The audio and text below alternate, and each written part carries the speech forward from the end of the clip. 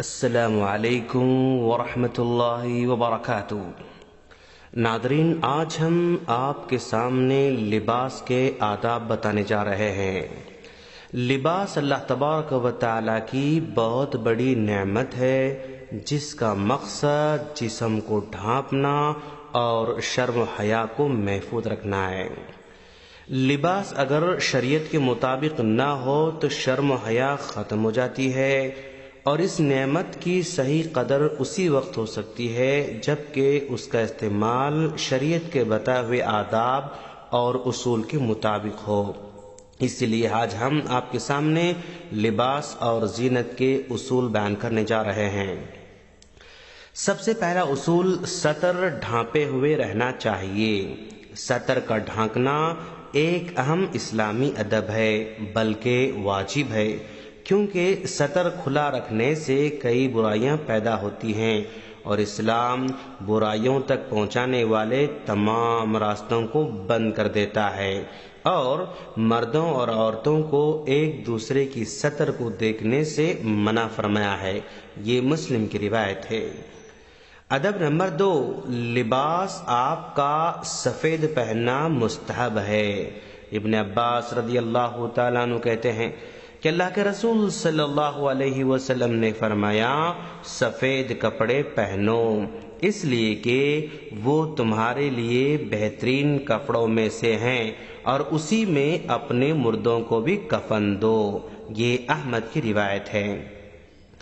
لباس کے رنگوں میں زعفرانی اور خالص لال رنگ کا لباس پہننا منع ہے، جیسا کہ عبداللہ بن عمرو بن عاص رضی اللہ تعالیٰ عنہ کہتے ہیں کہ اللہ کے رسول صلی اللہ علیہ وسلم نے مجھے 2 زعفرانی کپڑے پہنے ہوئے دیکھا، تو آپ نے فرمایا، یقیناً یہ کفار کے کپڑے ہیں، لہذا تم انہیں نہ پہنو۔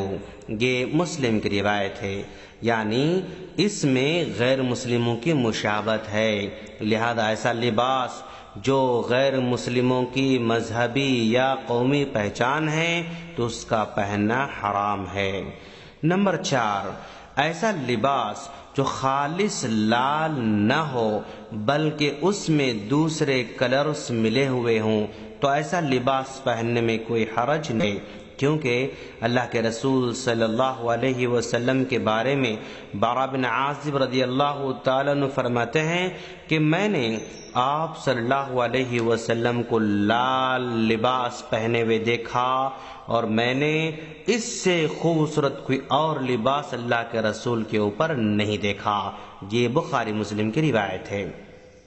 اس حدیث کی تشریح بیان کرتے ہوئے ابن قیم رحمہ اللہ فرماتے ہیں کہ وہ لال لباس یمن کی چادر تھی، اور یمن کی چادریں خالص لال رنگ سے رنگی ہوئی نہیں ہوتی تھیں۔ جن احادیث میں کالے یا سرخ رنگ کے لباس پہننے کا ذکر ملتا ہے، اس سے مراد خالص لال یا خالص کالا نہیں ہے، بلکہ سرخی مائل یا سیاہی مائل لکیردار کپڑے ہوتے ہیں، کیونکہ ابن قیم رحمۃ اللہ علیہ نے لکھا ہے کہ مکمل سیاہ کپڑا، مکمل سبز کپڑا یا مکمل سرخ کپڑا اللہ کے رسول صلی اللہ علیہ وسلم نے کبھی نہیں پہنا ہے۔ حدیث میں ایسے رنگوں سے مراد ان رنگوں کا غالب ہونا ہے۔ ادب نمبر 5، لباس پہنتے ہوئے سیدھی جانب سے شروع کرنا چاہیے۔ ماں عائشہ صدیقہ رضی اللہ تعالیٰ عنہ کہتی ہیں کہ نبی کریم صلی اللہ علیہ وسلم اپنے ہر اچھے کام میں سیدھی جانب سے شروع کرنا پسند فرماتے تھے، چاہے جوتے پہننا ہو یا کنگھی کرنا ہو یا وضو کرنا ہو۔ یہ مسلم کی روایت ہے۔ اسی حدیث سے استدلال کرتے ہوئے یہ لکھا گیا ہے کہ لباس پہنتے ہوئے بھی ہمیں سیدھی جانب سے شروع کرنا چاہیے۔ ادب نمبر 6، جب بھی آپ کپڑے پہنتے ہیں تو آپ ایک دعا ضرور پڑھیں گے۔ وہ دعا، الحمدللہ الذی کسانی ھذا الثوب ورزقنیہ من غیر حول منی ولا قوت. یہ دعا ابو داؤد کی ہے. ادب نمبر 7، جب کبھی آپ نیا لباس پہنتے ہیں تو بھی ایک دعا ہے، وہ دعا پڑھیں گے.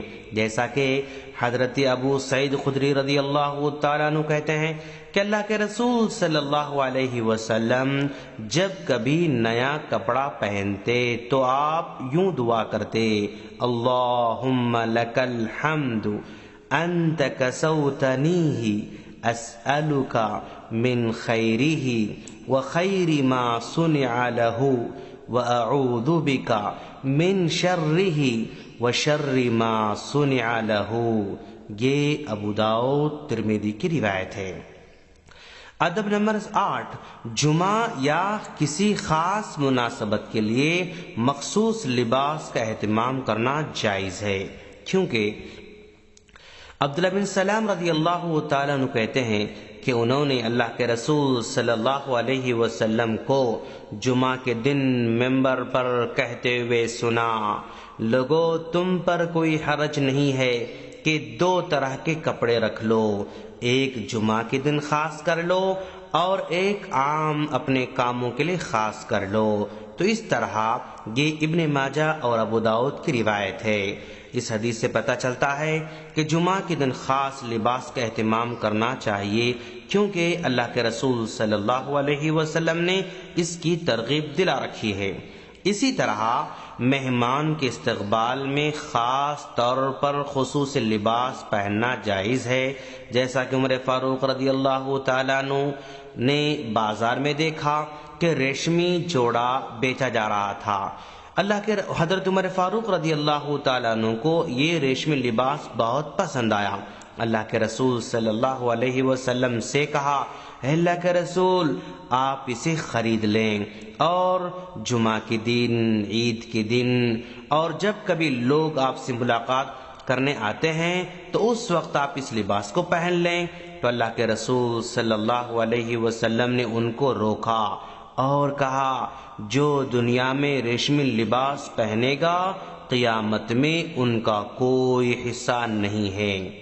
البتہ جمعہ کے دن اور وفود کی آمد پر جائز لباس کے استعمال سے منع نہیں فرمایا. اس سے معلوم ہوا کہ مرد کے لیے ریشمی لباس جائز نہیں ہے، البتہ خصوصی مواقع پر خصوصی لباس پہنا جا سکتا ہے.